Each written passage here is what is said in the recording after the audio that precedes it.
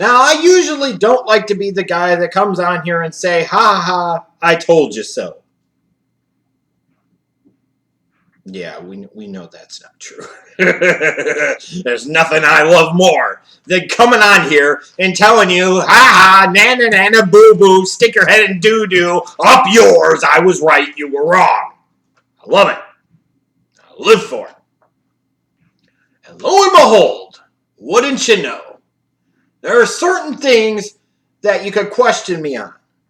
But there are certain things that I end up being like spot freaking on. Like you could go back and look at what I said and see what comes to fruition and say, oh my God, the man is a genius. When it comes to Sam Bradford, I know what the hell I am talking about. So, for the media defenders, for some of the Vikings fans, are you still okay with the Sam Bradford trade? Still support this Sam Bradford trade? Give me a break. Now look, let me make this perfectly clear so I don't have any knuckleheads in the comments section distort what I'm saying. Sam Bradford is by no means the sole reason that the Minnesota Vikings are on the outside of the playoffs at this point in time after Week 14 looking in, and most likely they will end up missing the playoffs. He is far from the only blame. He may not be even the primary blame because he probably most certainly is not. You trade what you did to get a Sam Bradford after the disastrous knee injury of Teddy Bridgewater that came out of nowhere. Then you proceed to lose your future Hall of Fame running back Adrian Peterson to an MCL injury. Your offensive line, which wasn't all that great to begin with, gets decimated by injuries.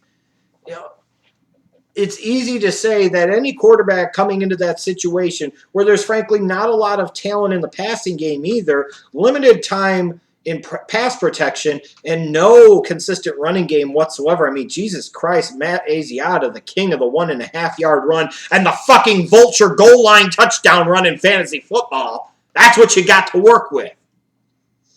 It's not an ideal situation for anybody to come into. It's not a good situation. It's not even a bad situation. It's a horrible situation to come into.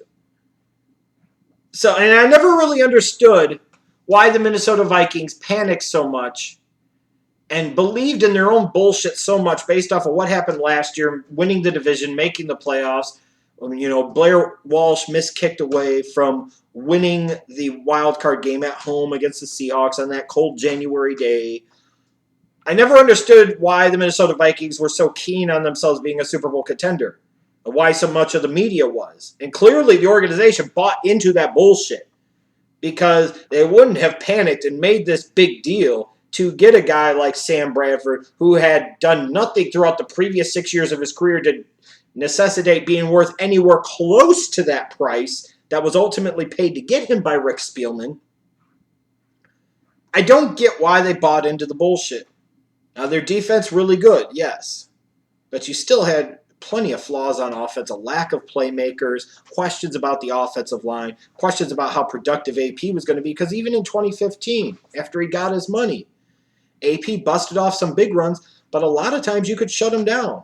It would just be every once in a while he'd rip off the big 40, 50, 60-yard run. And that's exactly what AP's season was filled with in 2015. So now you come in, you know you've got an aging star running back, and you don't really provide an adequate replacement behind him. You take a wide receiver in the first round, Laquan Treadwell, who you've refused to play because of this or that or whatever bullshit reason there is. You know, it's just, you look at the Vikings and you say, why did anybody think this was a Super Bowl contending team? And most importantly of all, why did Rick Spielman and the Vikings front office and the organization and the coaching staff think that this was the case? They were at least another year or two away, even if Bridgewater was completely healthy. But even if he wasn't, it just kind of comes back to the whole thing of, why do so many teams get it so hard for Sam Bradford? It took the Rams 5 years to figure out that the dude wasn't good enough. He was mediocre at best. They sent him off to Philadelphia. Philadelphia gives him a year to prove the same damn thing. Philadelphia paid a hefty price to get him. But at least after 1 year, an opportunity arose, and they were smart enough to get out from under Chip Kelly's mistake and pawn him off on Minnesota. This deal was ridiculous before, and it's even more ridiculous now. I don't want to hear about, well, if things would have went better, if AP would have stayed healthy. There's no guarantee of any of that shit. I don't want to hear, well, Bridgewater might not be healthy for 2017. Okay, so Sam Bradford's going to be in the same situation, and you're missing a marquee first-round pick to help put some talent around him on the offensive side of the ball. How is this team going to get much better without some of the commodities in terms of draft pick currency that they need to be able to get better on that side of the ball to help Sam Bradford? This is not even a Sam Bradford bash piece at this point. This is more so a bash piece on the Minnesota Vikings and NFL front offices and organizations in general. You stupid fucks! How many more teams have to sink their seasons into Sam Bradford to realize the dude's not good enough? Nor is he worth paying the price that teams consistently pay to get him. The Rams spent a number 1 overall pick on him. Ridiculous. In a draft that had guys like Ndamukong Suh and Eric Berry and many others. The Philadelphia Eagles gave up multiple picks for an injury-prone, overpriced quarterback. And then, to top it all off, they gave him a huge freaking contract. Even if it was shorter term, they still paid him a lot of money to suck, only to end up getting out from under it, so that way the Minnesota Vikings could be burdened with that crappy contract. Even if it was short term, it doesn't matter. You paid him a lot of money for very little results.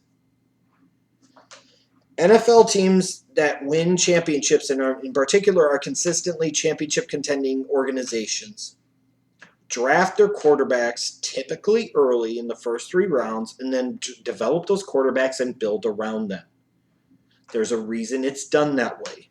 There's a reason more often than not that guys you sign in free agency, with the exceptions of the Peyton Mannings and the Drew Breeses, again, notice the names that I'm mentioning, the Drew Breeses and the Peyton Mannings.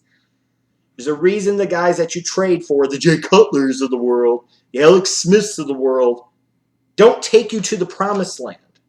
Because they weren't good enough to get it done with their original team. What the fuck makes you think that they would be able to do it in a different situation? That makes no fucking sense whatsoever, and history of the NFL clearly bears that out. Yet, I still get disagreements on that. There is nothing to disagree on. And now the Minnesota Vikings have given up a first-round pick in 2017 and a fourth-round pick in 2018 to miss the playoffs. They could have been damn near the same exact team they are this year without Sam Bradford and had that first-round pick in 2017 and that fourth-round pick in 2018.